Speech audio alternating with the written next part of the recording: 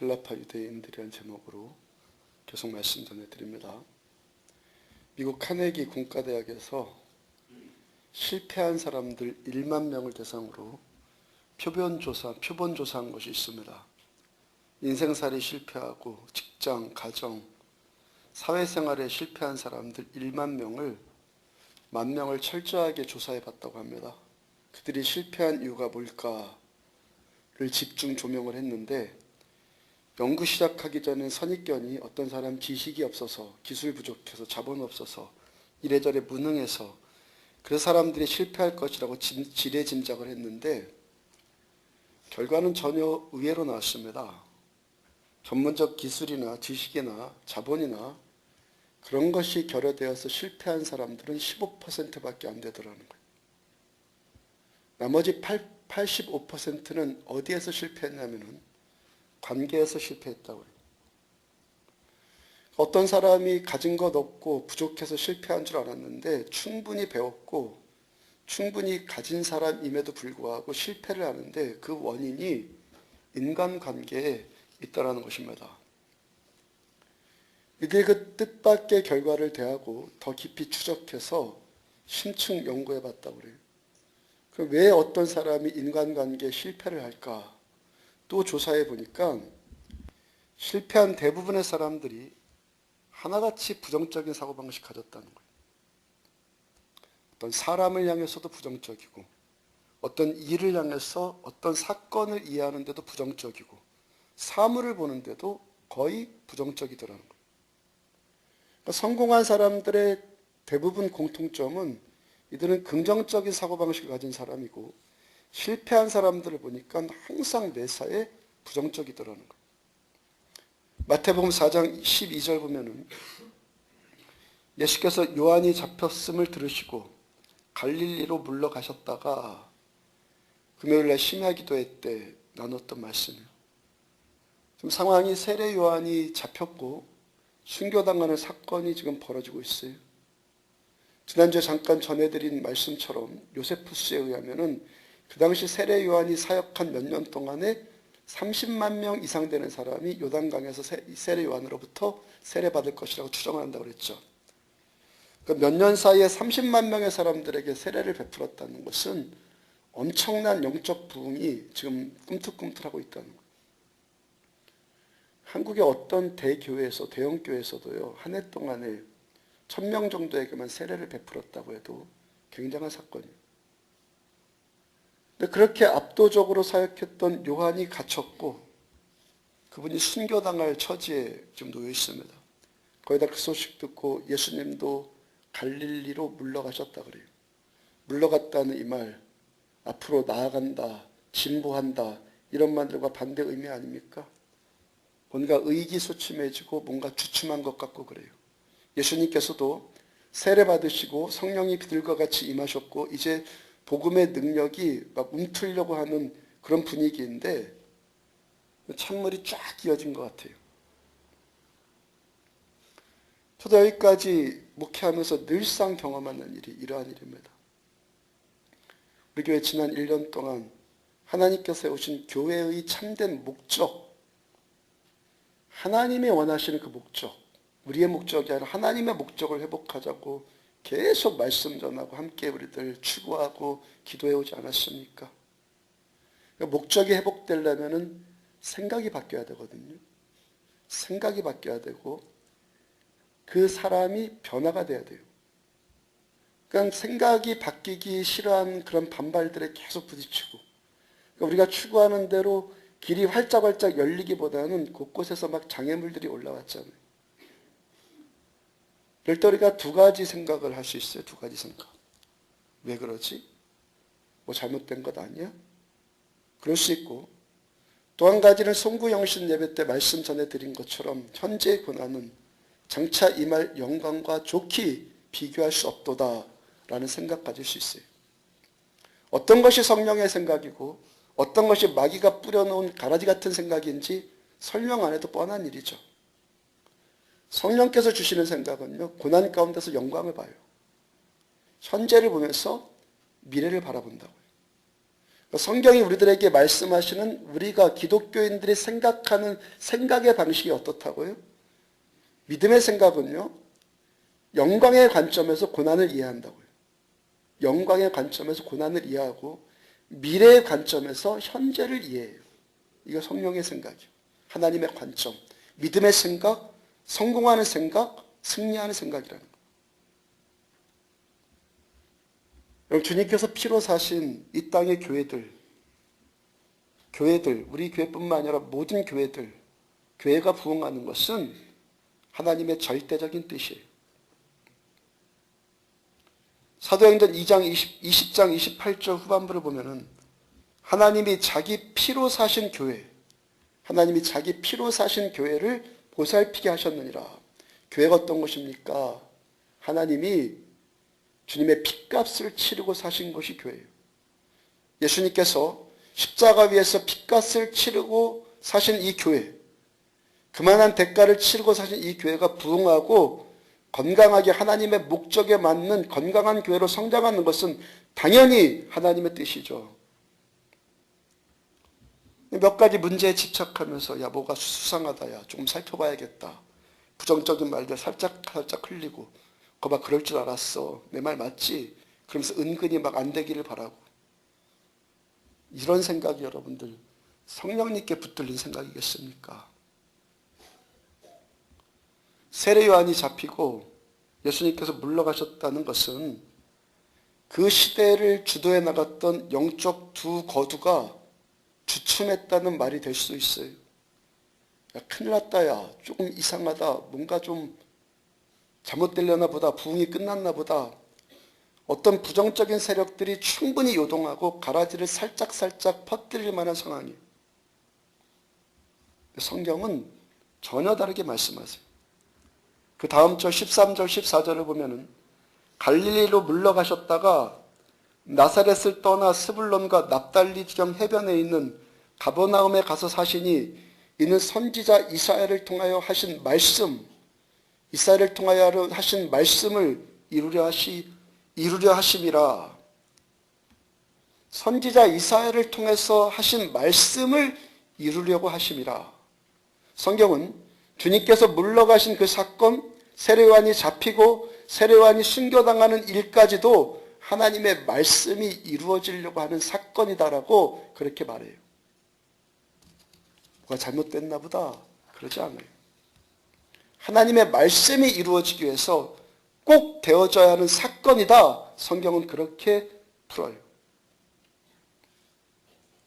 그러므로 성령님께서는 철저하게 긍정의 영이에요. 진짜 믿음은요 철저하게 긍정을 지향합니다. 그리고 긍정을 선택하는 거예요.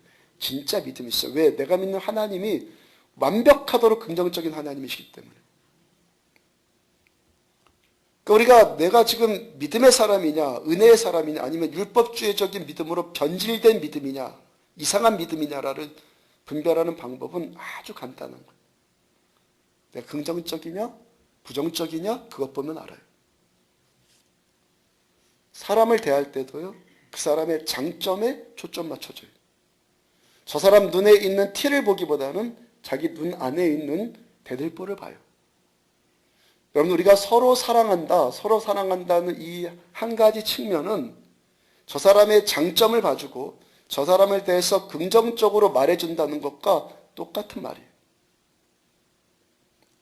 그다음 마태복음 계속 15절 16절 보면은 스불론 땅과 납달리 땅과 요단강 저편 해변길과 이방의 갈릴리여, 흑암에 앉은 백성이 큰 빛을 보았고 사망의 땅과 그늘에 앉은 자들에게 빛이 비추었도다 하였느니라.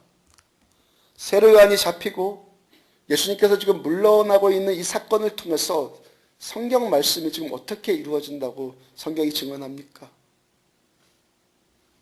금요 심야 기도회 때 이 말씀 전해드리면서 스불론이 뭐냐, 납달리가 뭐냐 제가 질문 드렸어요. 많은 분들도, 아시는 분들도 계셨는데 많은 분들이 잘 모르겠다, 생소하다 그럽니다. 납달리, 스불론, 그럼 잘 들어보셨습니까? 잘 모르겠다가 많은 부분 답이에요. 스불론, 예수님이 물러가셨다는 스불론 납달리가 야곱의 12아들들 중에 두 이름입니다. 그러니까 이스라엘 12지파 중에 두 지파인데 이 지파는 아주 미약한 지파니까 우리가 잘 모르는 거예요. 유다 지파, 에브라임 지파, 므낫세, 레위 지파 이런 지파들은 잘 알려진 지파들 아니에요. 반면에 스불론, 납달리는 힘도 별로 없고 이름도 유명하지 않은 미약한 지파라고요. 사사기를 보면은 가나안 땅 정복할 때 그 땅 정복하지도 못한 연약한 지파예요. 또 이방의 갈릴리와 가버나움 땅은 이스라엘 중에서 아주 변두리 지역이에요. 예수님께서 이제 막 사역을 시작을 하시는데 예루살렘으로 먼저 가지 않으셨다는 거예요. 힘있고 유망한 지파를 찾아가지 않으셨다는 거예요. 당시 여러분들 예루살렘에 어떤 세력들이 있었겠습니까? 예루살렘 안에 아주 종교적인 집단들, 제사장, 바리새인들, 서기관, 자기 의에 붙들려 있는 사람들, 다른 사람의 있는 눈에 티만 보는 사람들, 그 마음이 은혜에 말라붙어 있는 사람들, 부정적이어서 예수님 하나님의 아들로 이 땅에 오셨는데 오히려 예수님 핍박하고 거부하는 사람들이 예루살렘에 주로 모여 있었다고요.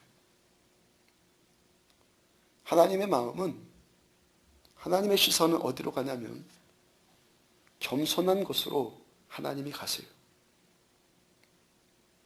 자기 생각, 자기 의에 꽉 붙들려 갖고 은혜가 은혜인지도 모르고 말씀을 말씀으로 듣지 못하는 부정적인 신령에게는 하나님의 구원이 가지 않아요. 종교적인 교만이요? 여러분들 초신자 때 신앙생활 끝까지 잘하기를 축복합니다. 처음 잘하는 것이 끝까지 잘 가기를 축복합니다. 잘 나갔던 신자들이 어느 순간에 종교적인 신자들이 버려. 타성에 붙들리고 율법주의로 변질돼 버리고 그런 종교적인 교만에는 하나님의 구원이 가지 않아요. 은혜가 임하지 않아요. 은혜 받은 척은 할지 모르겠는데 은혜는 임하지 않아요.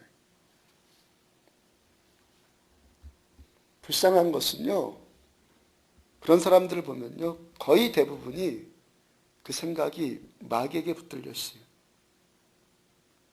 그 마귀에게 속아서 그것이 잘못된 줄도 모르고 오히려 그걸 그렇게 하는 것을 잘하고 있다고 스스로 속아요. 교만하니까 그 신령이 교만해져 버리면 마귀가 바로 찾아와 버려요. 하나님의 구원은 겸손하게 오늘도 은혜를 바라고 은혜의 눈으로 우리들 서로를 은혜의 눈으로 서로를 대하는 사람에게 하나님의 구원이 오늘도 여전히 임하는 줄로 믿습니다. 우리들 긍정적이고 우리들 겸손한 심령이 될 때 흑암의 삶에 큰 빛이 비춰지는 것이고 사망의 그늘진 땅에 빛이 임하게 되는 거예요. 금요일날 이 말씀 붙들고 기도하는데요, 하나님께서 저에게 주신 마음이 있어요. 기도하는 가운데 계속 그 마음 주셔요. 가장 강력한 교회가 어떤 교회인가? 가장 강력한 교회가 어떤 교회인가? 십자가 앞에서 모든 성도들이 낮아지는 교회이다. 주께서 마음 주신 거예요. 십자가 앞에서 모든 성도들이 십자가 안에서 한 목소리를 내는 교회가 가장 강력한 교회이다라는 마음 주셨어요. 교회가 규모가 있고 재정이 풍성하고 성도 수가 많고 그런 것도 물론 좋겠지만 하나님의 뜻을 이룰 수 있는 교회의 강력함은 그런 것에 달려있지 않다고 말씀 주셨어요. 십자가 앞에서 모든 성도들이 낮아지는 교회, 십자가 앞에서 십자가 안에서 한 목소리를 내는 교회가 이 땅을 구원하고자 하시는 하나님의 뜻을 이룰 수 있는 진정으로 강한 교회가 될 수 있다는 거예요. 십자가 앞에서 한 목소리 내는 것이 어떤 소리겠습니까, 여러분들? 겸손의 소리 아니겠어요? 낮아짐의 소리, 은혜의 소리, 긍정의 소리, 이 모든 것들을 다 통틀어서 사랑의 소리. 또 한 가지 마음 주신 것이 기도하는 가운데 그렇게 되기 위해서는 묵은 땅이 기경되어질 것이다 말씀해 주셨어요. 묵은 땅이 기경되어질 것이다. 묵은 땅, 탁탁하게 메말라버린 땅들이 갈아엎어질 것이고 거기에 말씀의 씨앗이 뿌려지고 그 씨앗이 파릇파릇한 새싹으로 올라올 것이고 나무가 되고 가지를 뻗치고 거기서 많은 풍성한 열매를 맺힐 것을 주께서 보여주셨어요. 하나님께서 주께서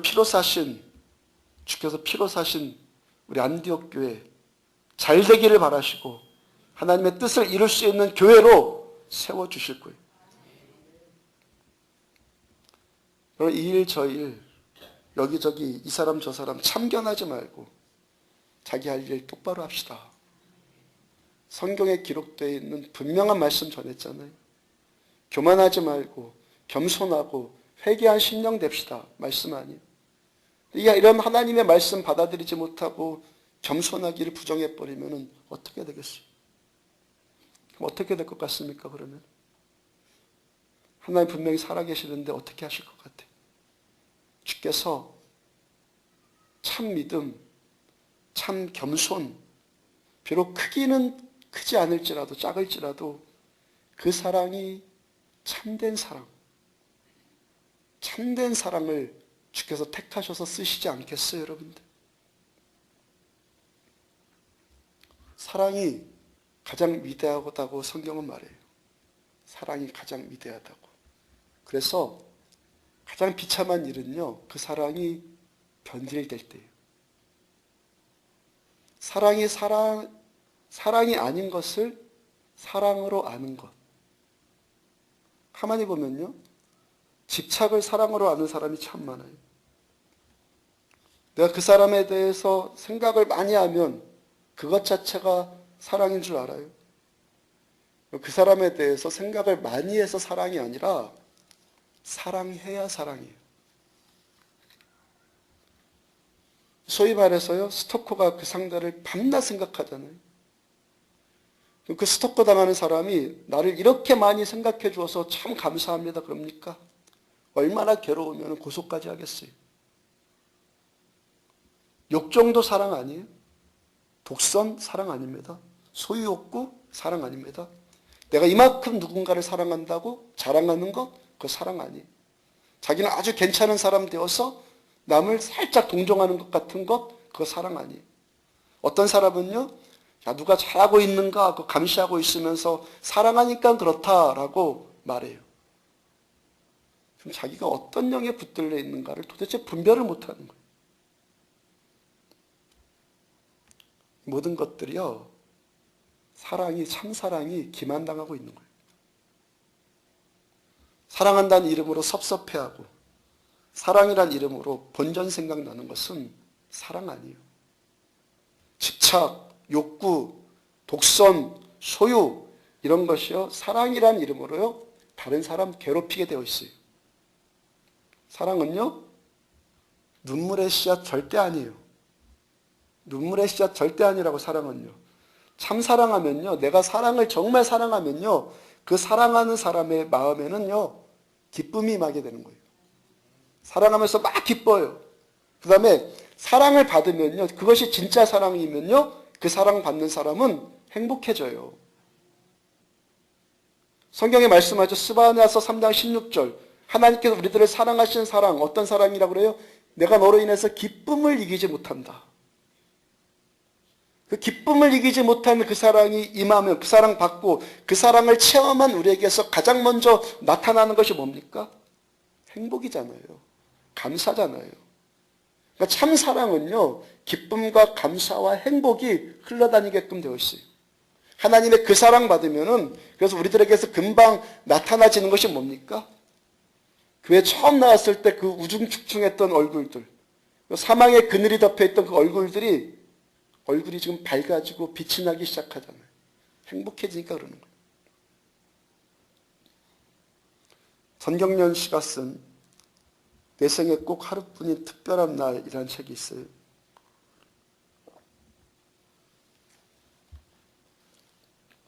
책의 내용 중에 아주 순결파인 처녀가 한 명 등장합니다. 이 처녀가 아주 깨끗하게 살기를 결단했고 깨끗한 남자와 결혼해서 깨끗한 인생을 살아보겠노라. 아주 순결적인 이상을 가진 여자였어요.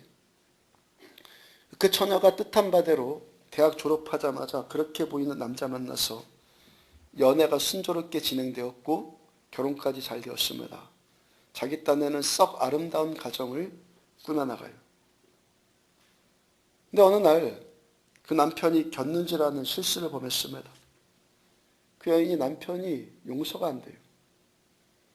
내가 너 사랑하고 있고 네가 나 사랑한다고 하면서 어떻게 딴 여자를 만날 수 있는가 하면서 마음에 갈피를 못 잡아요. 그렇게 해서 2년을 사는데요. 자기 남편을 짐승 취급합니다. 자기 자신도 점점 말을 잃어가고 우울증에 빠져듭니다. 그러나 어느 날 이 여인이 그 우울함과 답답증을 이기지 못하고 외출했다가 외간 남자 만나게 되었고 그 남자와 자기도 깊은 사랑에 빠져요. 그러다가 깜짝 놀라요. 내 속에도 이런 것 있었던가. 어째 내 마음속에도 저 남편에게만 있다고 생각했던 그 타락함이 있단 말인가. 내가 평생 깨끗함 추구하고 순결함 자부했던 그 사람 맞는가 하는 독백으로 그 이야기가 시작이 돼요. 성경이 말씀하시는 진정한 사랑의 기초, 사랑의 기초가 무엇인 줄 아십니까? 내가 저 사람보다 낫다고 생각하는 고고함에 붙들려 있는 사람에게서는 절대 사랑이 나올 수 없어요. 가짜 사랑은 나와도 진정한 사랑은 안 나오는 거예요. 교만에 붙들려 있는 사람, 자기 의로움에 붙들려 있는 사람에게서는 참사랑이 나오지 않아요. 참사랑 해보셨습니까? 어머니들 해보셨습니까? 자식사랑. 진짜 사랑은 그 사람의 연약함까지도 사랑하게 돼요. 진짜 사랑하면요, 그의 더러움까지도 사랑하게 된다고요. 저 사람이 꼭 나와 같은 처지라고 생각하고 어쩌면 저 사람의 연약함이 내 탓일 줄도 모르겠다 라고 생각할 줄 아는 그 겸손한 자기 성찰에서 사랑이 나오는 거예요. 오히려 저 사람보다 내 안에 있는 악이 더 크다는 것을 시인할 줄 아는 사람, 저 사람 안에 눈에 있는 티를 보기보다는 자기 눈에 있는 대들보 볼 줄 아는 사람에게서 참사랑이 나오는 거예요. 그래서요, 여러분들 사랑과 겸손은 같이 가는 거예요. 잘 깨달으세요? 겸손과 사랑은 같이 가는 거예요. 교만한 사람이 누구를 사랑한다, 그거는 거짓말일 가능성이 아주 농후한 거예요.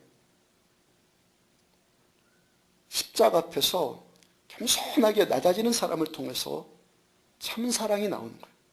또한 그 사랑은요, 그 사람의 장점을 봐주는 긍정적인 마음과 또 함께 가는 거예요. 그러니까 겸손, 긍정, 사랑, 이 세 말은 같은 말이에요.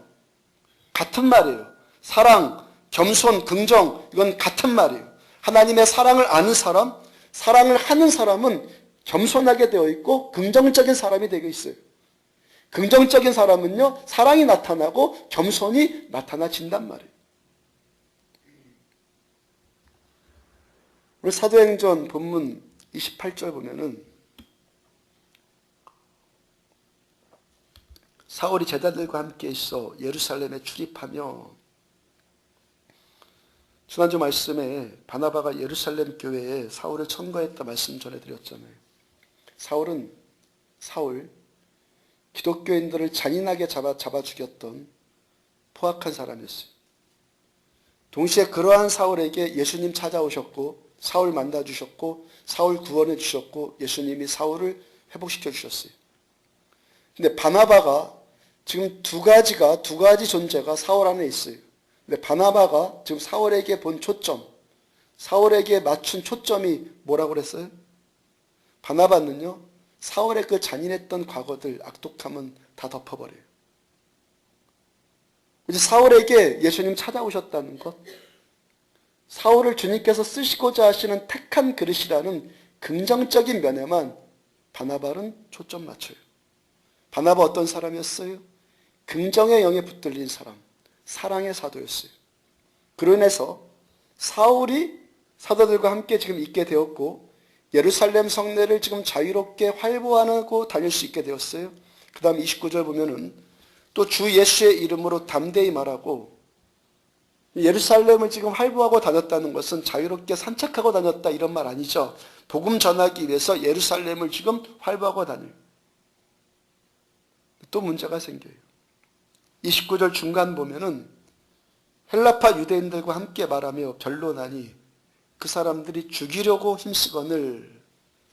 사울이 헬라파 유대인들에게 예수의 이름으로 담대히 말합니다. 그리고 변론을 합니다. 그런데 그 헬라파 유대인들이 사울을 죽이려고 한다는 거예요. 복음을 전하다가 핍박을 받는 일은 흔한 일입니다. 근데 여기서 지금 특별한 것이 뭐냐면은 헬라파 유대인들이라는 말씀이에요. 헬라파 그리스도인이 아니에요. 헬라파 유대인들이에요. 기독교로 개종한 사람들이 아니라 여전히 유대교를 믿고 있는 헬라파 사람들. 하여튼 헬라파. 이 헬라파가 어떤 사람들입니까? 지난번 한번 설명드렸죠. 당시 유대 사회는 크게 히브리파 유대인들과 헬라파 유대인들로 구성되어 있습니다. 히브리파 유대인들은 조상대대로 이스라엘 땅에서 태어났고 거기서 살면서 모국어인 히브리어를 사용하고 히브리 문화권 가운데 살았던 사람들, 유대인들. 반면에 헬라파 유대인들은 잦은 전쟁이나 핍박이나 또한 기타 이유로 인해서 외국으로 이주해서 살았고 그 당시 세계 공용어였던 헬라어를 쓰던 사람, 헬라 문화권 아래 살았던 사람들. 간단히 말해서 히브리파는 국내파이고 헬라파는 해외파예요. 또 중요한 것은 사울도 헬라파예요. 사울도 헬라파 유대인이었어요. 성경은 히브리파 유대인들이 헬라파 사울을 죽이려고 한 것이 아니라 헬라파 유대인들이 같은 헬라파 사울을 죽이려고 했다는 거예요. 서로 같은 헬라어 썼던 사람들이에요. 헬라 문화권에서 살았던 공통점이 있는 사람들이에요. 외국에서 살았던 그 서러움을 함께 공유했던 사람들이에요. 지금까지 사울과 한 종교를 가졌던, 유대교를 가졌던 아주 그 동료들이었어요. 껍데기 벗겨보니까 지금 뭡니까? 무늬만 사랑이었어요. 무늬만. 같은 일을 하는 것 같이 보이고 같은 목적 가진 것 같이 보이고 같은 기쁨, 같은 슬픔 느끼는 것처럼 보여요. 같은 교회이고 같은 구역이고 같은 부서이고 같은 연령대이고 같이 예배드리고 같이 기도하고 같은 목적을 갖고 있는 것처럼 보이는데 성경이 지금 말씀하시는 것이 뭡니까? 그 겉으로 비슷해 보이는 그런 것, 겉으로 비슷해 보이는 그런 것이 사랑이다 말하지 않는다는 거예요. 내가 지금 누구와 잠깐 친하다? 우리가 지금 같이 시간을 많이 보낸다? 우리가 지금 같은 편이다? 그런 것 사랑이라고 오해하지 마십시오. 성경은 네 편, 내 편 가르지 않아요. 그렇게 몇 가지 비슷해 보이는 것으로 묶여진 끈들이요. 몇 가지 비슷해 보이는 것으로 묶여진 끈은 얼마든지 끊어져 버릴 수 있고 얼마든지 변질될 수 있는 아주 초라하고 아주 희미한 연약한 가닥일 뿐이에요. 헬라파 유대인들이 사울과 변론하다 보니까 자기들과 생각이 다르다는 것을 알게 돼요. 사울이 저자가 지금껏 자기들이 수호해왔던 유대교의 근본을 흔들 만한 사람이다. 그거 봤어요. 사울이 등장함으로 인해서 자기들의 종교적인 입지가 흔들릴 것이라는 두려움이 생겨요. 자신들이 지금껏 갖고 있었던 기득권이 침해당할 것 같은 위기감을 느껴요. 논쟁했습니다. 변론했어요. 그래서 자기들이 졌습니다. 사울을 당해낼 수 없다는 패배감에 사로잡혀요. 성령 충만했던 사울을 어떻게 당하겠어요? 패배감에 지금 사로잡혀요. 그 시기, 그 질투, 그 배타성에 사로잡힌 헬라파 유대인들, 그들 어떻게 합니까? 가차없이 사울을 제거해 버리기로 결정을 해요.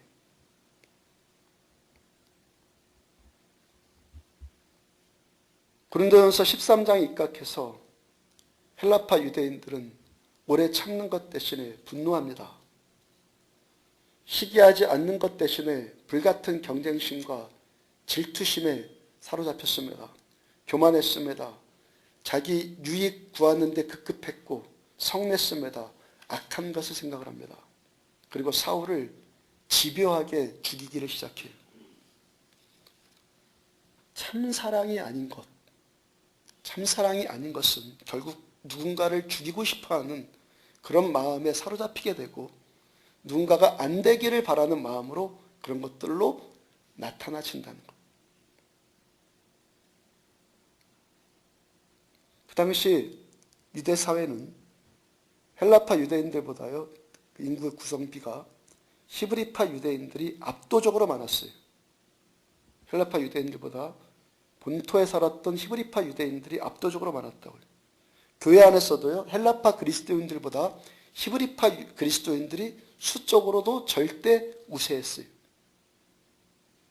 근데 사도행전 6장 보면은 교회가 집사를 선출하잖아요. 7명의 집사를 선출하는데 7명 전부가 헬라파 유대인들이었어요. 원래부터 이 터는 자기들의 터였고 수적으로도 절대 우세했는데 히브리파 그리스도인들 어떻게 합니까? 헬라파 그리스도인들에게 모두 표를 다 몰아줘요. 먼저 왔다고? 내가 더 많이 일했다고? 자기들의 기득권 내세우지 않아요. 지금 초대교회가 얼마나 지금 사랑으로 성숙해 있는 교회인가를 보여주는 절대적인 증거예요. 여러분들 유대인들의 선민사상에 의하면요. 이들은요. 자기 외의 민족들, 이방인들을요. 자기들보다 저급한 존재로 여겼고요. 좀 더 심하게 개처럼 여겼어요. 개처럼.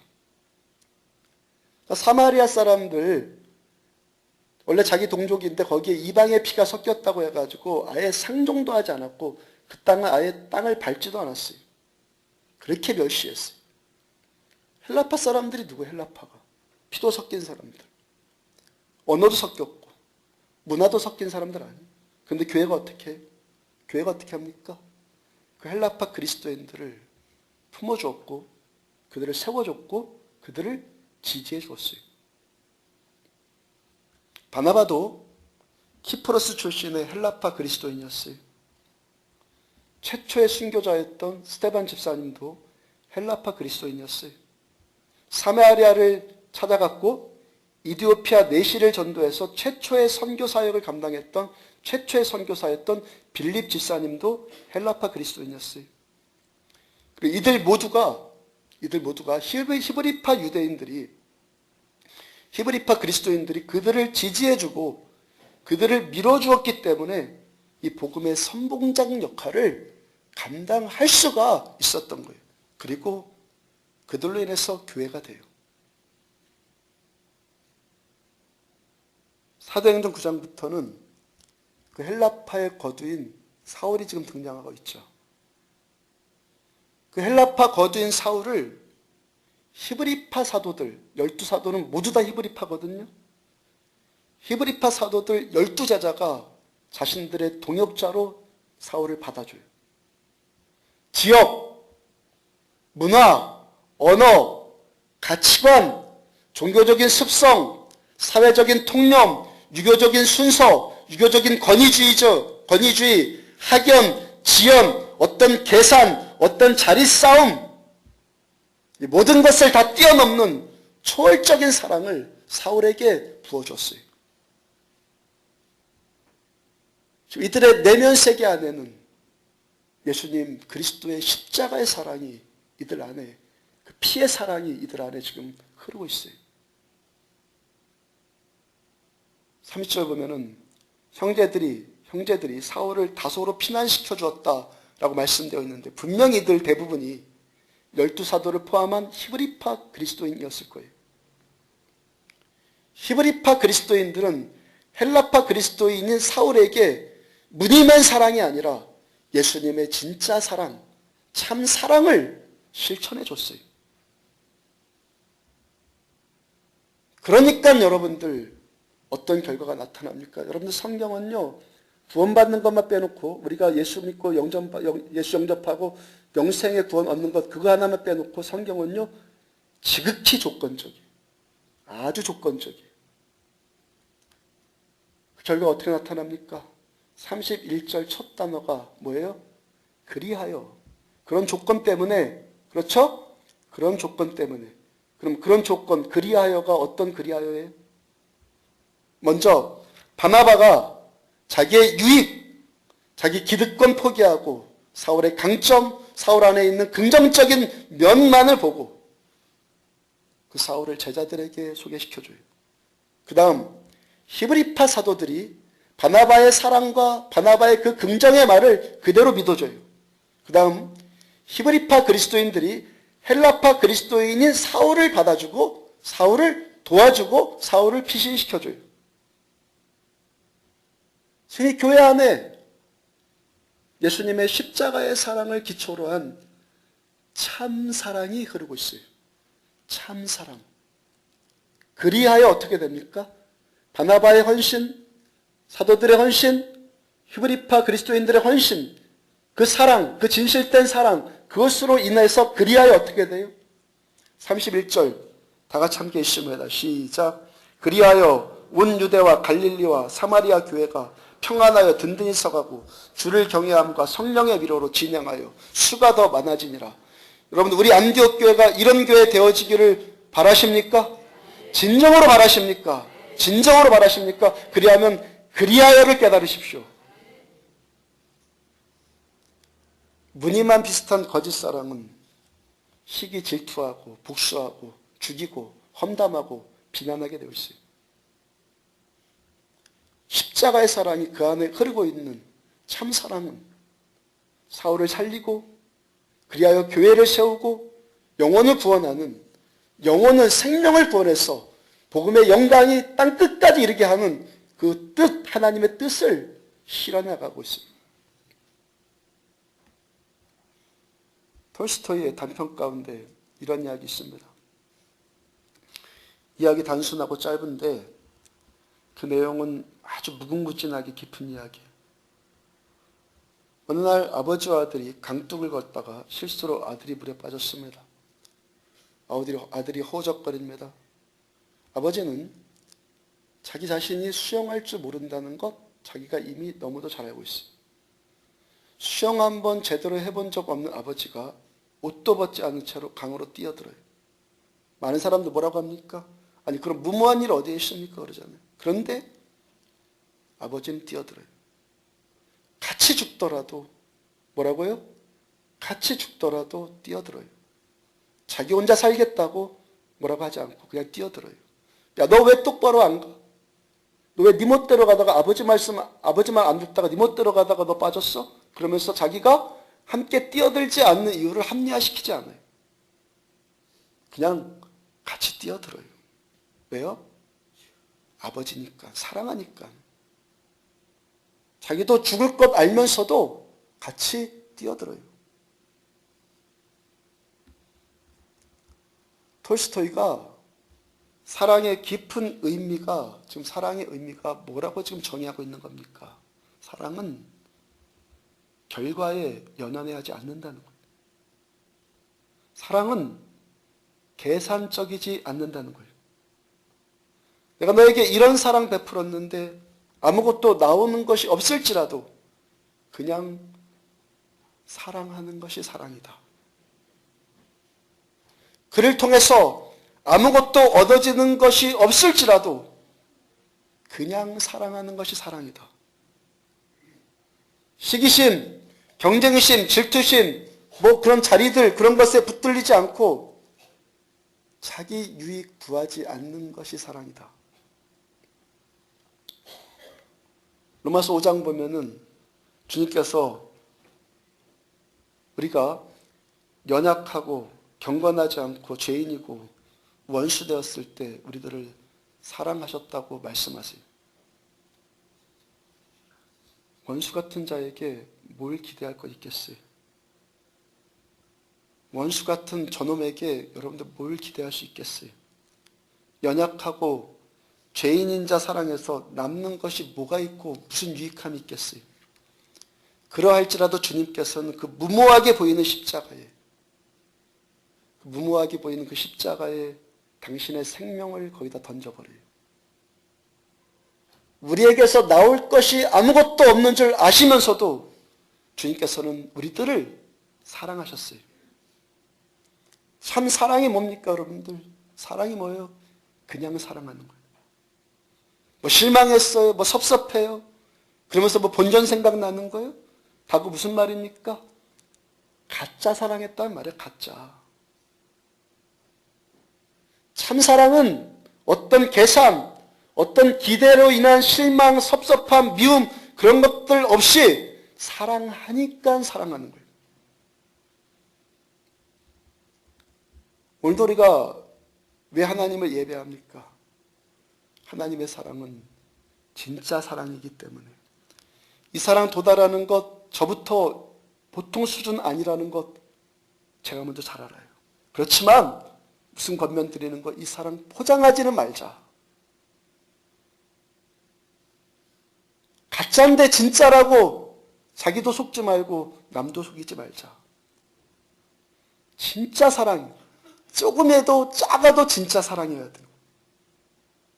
하나님의 그 진실된 그 사랑만이 상한 자 치유하고 눌린 자, 포로된 자들을 자유케 하고 가난한 자를 부욕케 하는 능력이에요. 그 사랑이 교회 세우고 하나님의 뜻을 이루는 강력이 되는 거예요. 말씀 정리합니다. 사랑은 겸손함이에요. 사랑은 그의 장점을 봐줘요. 그 연약한 단점을 품어줍니다. 사랑은 긍정이에요. 사랑하는 사람은 긍정적이 됩니다. 사랑하는 사람은 겸손하게 됩니다. 그리고 이 사랑이 교회를 세우고 사랑이 하나님의 뜻을 구원을 베푸시는 하나님의 뜻을 이루어 나가는 거예요. 그러면 저 여러분들